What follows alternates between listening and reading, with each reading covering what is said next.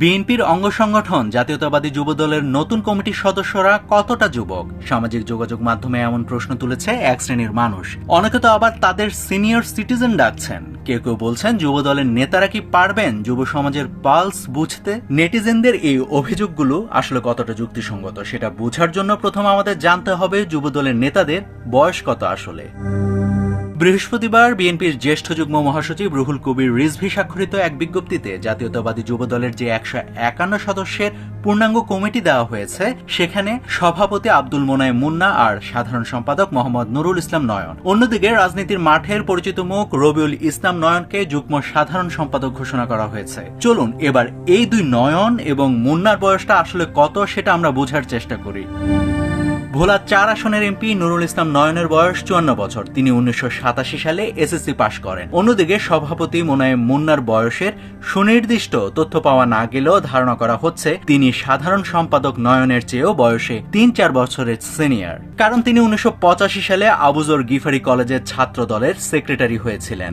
অন্যদিকে এই দুজনের তুলনায় বহুল আলোচিত যুগ্ম সাধারণ সম্পাদক রবিউল ইসলাম নয়ন বয়সের দিক থেকে আবার বেশ জুনিয়র। 2023 সাল পর্যন্ত তিনি ছাত্র রাজনীতির সাথে যুক্ত ছিলেন।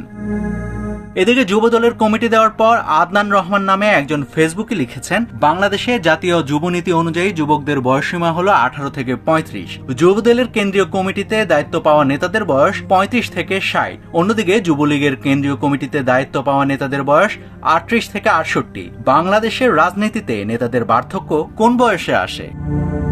নেটিজেনদের এই সংশয়ের উত্তরে রাজনীতি বিশ্লেষকরা বলেন, বাংলাদেশে যুবদল বা কার্যক্রম নিষিদ্ধ যুবলীগের প্রাথমিক সদস্য হওয়ার কোনো সুনির্দিষ্ট বয়সসীমা নেই। যুবদলের কমিটির নতুন সদস্যদের বয়স বেশি হওয়াতে যারা কঠিন সমালোচনা করছেন তারা হয়তো বিগত যুবলীগের কথা এড়িয়ে যাচ্ছেন। 2019 সালে যুবলীগের সভাপতি পদ থেকে যখন ওমর ফারুক পদত্যাগ করেন তখন তার বয়স ছিল 60 বছর। ঠিক এর পর দায়িত্ব নেওয়া সভাপতি শেখ শামস পরশের বয়স ছিল তখন 50 আর সাধারণ সম্পাদক মাইনুল খান নিখিলের বয়স ছিল 55 বছর। অথচ আওয়ামী লীগ ততদিনে টানা 11 বছর ক্ষমতায়। তাদের সবকিছু সাংগঠনিকভাবে গোছানো থাকার পরও তারা বয়সে আরেকটু নবীন কাউকে এসব পদে কিন্তু বসায়নি।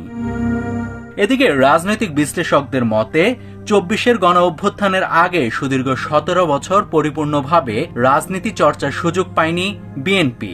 দলটির একটা বড় অংশের পোড় খাওয়া নেতারা লম্বা সময় ধরে কোনো পদ পদবি পায়নি। তাই এতদিন পর যখন আবার নতুনভাবে বিএনপির অঙ্গ সংগঠনগুলো তাদের কমিটি দেওয়া শুরু করলো তখন পুরনো পরীক্ষিত নেতাদের মূল্যায়ন করছে হাইকমান্ড। এই কারণে যুবদলে কিছু মুখ দেখা যাচ্ছে যাদের বয়স 50 ঊর্ধ্ব। নাভিদ হাসান, সোনালী নিউজ।